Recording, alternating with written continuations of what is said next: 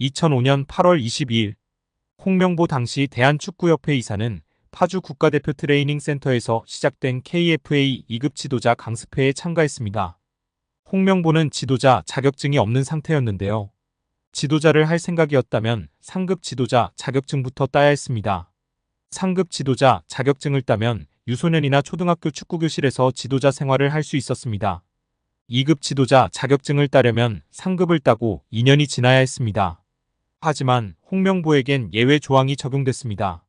협회는 국가대표팀에서 A매치 20경기 이상을 소화하거나 K리그 100경기 이상 출전한 경력자들에 한해서는 상급 지도자 자격증 없이 바로 2급 지도자 자격증을 딸 수 있게 했습니다. 2005년 9월 26일 협회는 딕 아드보카트 한국 축구 대표팀 신인 감독을 보좌할 코치 중 한 명으로 홍명보를 택했습니다. 지도자 자격증이라곤 전무했던 홍명보가 2급 지도자 자격증을 딴 지 3주 만이었습니다. 자격 논란이 불거졌습니다. 2급 지도자 자격증을 보유한 자는 중학교나 고등학교 팀만 지도할 수 있었는데요. 당시 KFA 규정에 따르면 대한축구협회 1급 지도자 자격증이나 아시아축구연맹 A급 지도자 자격증을 취득한 자만 대표팀 지도자로 일할 수 있었습니다.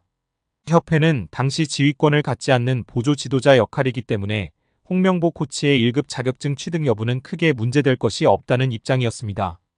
지도자 경력이라곤 지도자 수업 3주뿐이었던 홍명보는 국가대표팀 코칭 스태프에 합류한 역사적인 사건이었습니다. 홍명보는 국가대표팀 코치를 맡은 지 1년이 채 지나지 않아 2006 독일 월드컵을 치렀습니다. 홍명보에게 국가대표팀 코치로 지도자 생활을 시작해 월드컵을 경험하는 데까지 필요했던 시간은 단 9개월이었습니다. 누군가는 평생의 꿈이 될 수 있는 월드컵을 경험하는데 홍명보는 속성 자격증 취득부터 돈으로 살 수 없는 월드컵 코치 경험까지 정말 대단합니다. 이후에도 홍명보는 탄탄대로였습니다. 홍명보는 2006 독일 월드컵 후에도 국가대표팀에 남았는데요. 홍명보는 국가대표팀 코치로 2007 아시아축구연맹 아시안컵, 2008 베이징 올림픽을 차례로 경험했습니다. 2006 독일 월드컵 16강 진출 실패, 2007 아시안컵 3위 및 음주 파문, 2008 베이징 올림픽 조별리그 탈락 등 대표팀은 실패를 거듭했지만 홍명보가 책임질 건 없었습니다. 홍명보는 2008 베이징 올림픽을 마친 후 감독 생활을 시작했습니다. 많은 축구팬들이 알고 계신 것처럼 2010 광저우 아시안게임에서 한국은 한 수 아래로 평가받았던 UAE와의 준결승전에서 연장 접전 끝에 0대1로 졌습니다. 한국은 이 대회에서 3위에 머물며 홍명보의 경질이 예상되었습니다. 그러나 놀랍게도 홍명보는 경질되지 않았습니다. 아시안게임은 금메달이 아니면 의미가 없는 게 분명했고 지난 2002년 부산 아시안게임에서 3위를 한 박항서 감독이 경질되었던 사례가 있기에 명분은 차고도 넘쳤습니다. 그러나 협회는 홍명보를 경질하지 않았습니다. 심지어 2014년 브라질 월드컵에서는 본선 1승도 거두지 못하고 탈락했는데도 협회는 재신임을 발표했었습니다. 결국 여론의 반발이 점점 커지자 기자회견을 열어 자진 사퇴했었습니다. 이후 협회는 2017년 홍명보를 행정총괄 책임자인 전무이사로 내정했습니다. 당시 홍명보는 행정 경험이 전무했었습니다. 이렇게 협회와 홍명보는 아주 끈끈한 관계였으며 증명 없이도 임기를 보장받았었고 낙하산으로만 채용되었던 홍명보였습니다. 이번에도 프리패스로 채용된 것도 홍명보는 뭐 자연스러웠을 겁니다. 홍명보는 나를 버렸다. 이젠 대한민국 축구밖에 없다고 하며 대표팀 감독을 승낙했다고 밝혔었는데요. 홍명보가 버린 건 자신이 아닌 울산입니다. 울산은 3년 재계약을 맺은 지 1년도 지나지 않은 감독을 협회에 내어주면서 상처만 남겼습니다.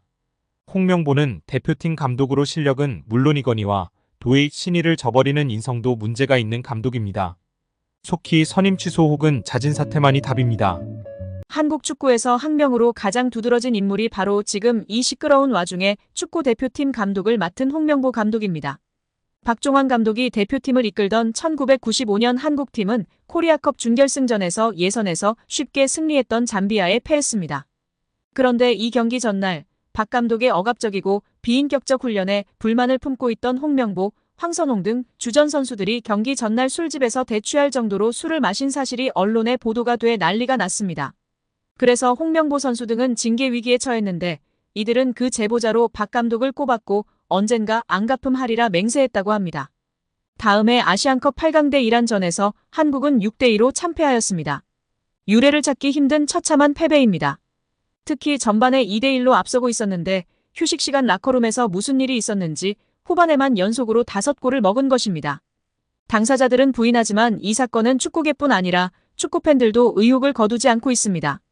박 감독은 결국 감독에서 물러났고 당시를 회상하며 자살까지도 생각했을 만큼 개인적으로도 충격이 컸다고 했습니다. 한국이 참패를 당하자 국내 언론들은 11회를 이끌고 있는 홍명보가 태업을 이끌었다. 박종환 감독을 끌어내리기 위해 선수들이 태업을 했다라는 등의 뒷말들이 나돌기는 했지만 끝내 참패 원인의 진실은 밝혀지지 않았습니다.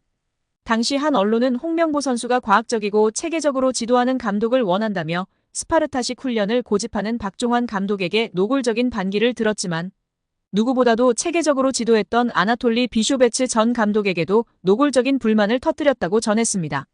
조중현 당시 KBS 해설위원조차 홍명보가 선수로서의 본분을 망각한 것 같다. 옛날에는 감독의 그림자도 밟지 않았는데 어쩌다 이 지경이 됐는지 모르겠다고 개탄했다고 합니다. 하석주 전 전남 감독은 최근 언론 매체 오센과의 인터뷰에서 11회는 그냥 봉사단체다.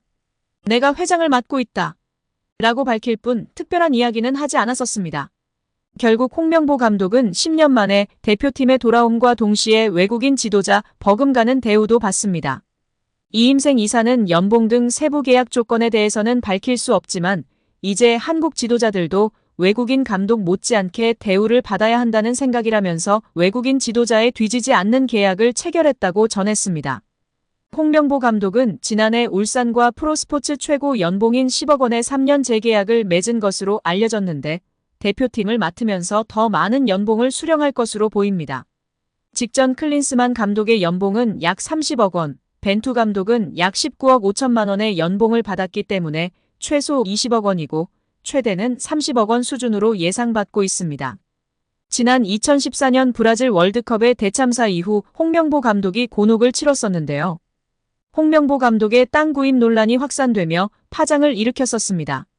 한 매체는 홍명보 감독은 월드컵을 앞두고 수도권으로 수차례 땅을 보러 다닌 사실이 확인됐다고 보도했었습니다. 홍명보 감독이 땅을 사들인 곳은 한국판 비버리 힐스라고 불리는 신흥 부촌인 분당구 은중동에 위치한 땅이며 78.35평을 11억에 구입한 것으로 알려졌었는데요. 은중동은 한국판 비버리 힐스라 불리는 신흥 부촌으로 특히 서울 강남권과 곧바로 연결되는 경부고속도로를 탈 수 있어 기업인들의 새로운 둥지로 떠올랐던 곳입니다. 이 지역에는 현재 배우 신하균, 권상우, 김보성, 방송인 김영철 등이 거주하고 있으며 한 부동산 관계자는 이미숙, 신혜라, 최민수 등도 집을 알아보러 왔었다고 밝혔었습니다. 운중동 인근 복수의 부동산 중개업소 등에 따르면 홍명보 감독은 이곳의 토지를 사기 위해 4월 초부터 가족들과 함께 수차례 현장을 찾았었다고 알려졌었습니다. 홍 감독은 대표팀 엔트리 발표 약 3주 전인 지난 4월 18일 토지 대금의 11억 원 가운데 10%인 1억 1천만 원으로 계약했고 대표팀 소집과 훈련이 동시에 진행되던 지난 5월 15일에 최종 계약을 한 것으로 전해졌었습니다. 따라서 홍명보의 연봉은 최소 20억에서 최대 30억 원 수준이라는 것인데요. 월드컵 이후 아시안컵까지 계약을 장기간 맺었습니다. 다만 월드컵 종료 후 중간평가를 갖기로 되어 있으나 경질한다 한들 남은 계약 기간 보존 금액하면 최소 30억 원이겠고 홍명보뿐 아니라 외국인 코치 2명도 생각하면 60억 원 이상이 나가겠네요. 정말 최악인 것 같습니다. 경질 없이 가도 홍명보 30억 원의 외국인 코치들까지 하면 연 60억 원 이상씩 나가는데 대체 왜 캐나다를 이끌고 코파 4강까지 간 제시마치를 안 잡았고 바로 프리미어리그 승격을 코앞에서 놓친 바그너 그리스로 유로를 아쉽게 못 나간 포엣을 버리고 홍명보인지 당최 이해가 가질 않습니다. 정말 최악입니다. 축협. 반드시 책임을 져야 할 것입니다. 지금 당장 말입니다. 국회 문화체육관광위원회 강희정 국회의원이 국제축구연맹 피파에 최근 진행 중인 대한축구협회 국정감사에 대해 문의한 결과 피파도 한국 정부가 한국 축구의 좋은 거버넌스를 위해 감사하는 것인지 축구협회 회장 선출 조항이 민주적인지 검토 중이라는 답을 얻었다고 밝혔습니다. 강희정 의원실은 보도자료를 통해 피파의 답변은 대한축구협회가 그동안 누누이 강조했던 정치 개입 금지와는 조금 결이 다른 반응이라고 설명했습니다. 강희정 의원이 피파에 질의한 내용은 피파가 대한축구협회 제3자의 부당한 개입이 확인되면 징계를 받을 수 있다는 내용이 적혀있는 공문에 대해 국회의 축구협회에 대한 현안 질의와 문제부의 감사가 제3자의 부당 개입에 해당하는지, 국회와 문화체육관광부로부터 축구협회 관련 정보를 받을 의향이 있는지, 축구협회 회장 선거 규정이 독립성과 민주적 절차를 보장하고 있는지, 제3자의 부당한 개입의 범위는 어디까지인지였습니다.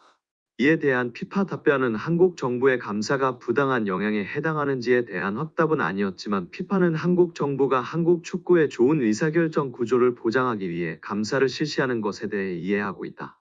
한국 정부가 구체적인 상황을 가지고 있다면 대한축구협회와 공유한 후 대한축구협회가 이를 피파의 공식 채널로 전달할 수 있기를 권장한다는 내용이었습니다. 또한 피파도 대한축구협회의 선거 절차가 적절한지 검토하고 있다며 피파는 선거 절차와 관련 AFC, 아시아축구연맹과 함께 대한축구협회와의 논의를 시작하여 관련 조항을 피파의 기준에 맞추기 위한 논의를 2023년 12월에 시작했다는 답변도 받았습니다. 이에 대해 강희정 의원은 제3자의 개입 금지를 강조했던 축구협회와 달리 피파는 각국 협회의 국내법과 피파 정관 모두를 준수할 것을 요구했다나요. 피파 각 국회와 문화체육관광부가 한국 축구의 좋은 의사결정 구조를 보장하기 위한 감사를 실시하는 것을 높이 평가한다 한 만큼 축구협회도 국내법과 피파 정관에 따른 투명한 의사결정 구조를 만들어야 한다라고 말했습니다. 다만 피파와 현대가의 유착관계에 대한 우려도 나오고 있는데요. 이는 피파의 전략적 목표와 관련이 있습니다. 피파는 클럽 월드컵 등 주요 대회의 확대와 글로벌 축구 시장의 확장을 추진하고 있습니다. 정몽규 회장과의 협력은 이러한 목표를 달성하는 데 필수적인 요소로 평가받고 있습니다. 현대차는 피파의 오랜 후원자이기 때문인데요. 인판티노 회장은 현대차와의 관계를 지속적으로 강화해야 합니다.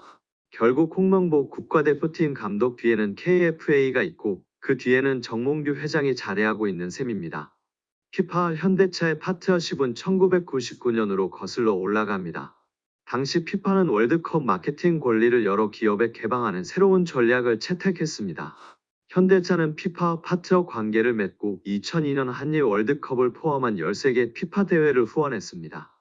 2002년부터 2022년 카타르 월드컵까지 총 6회의 월드컵을 지원하며 최소 1조 원 이상의 자금을 투자한 것으로 추정됩니다.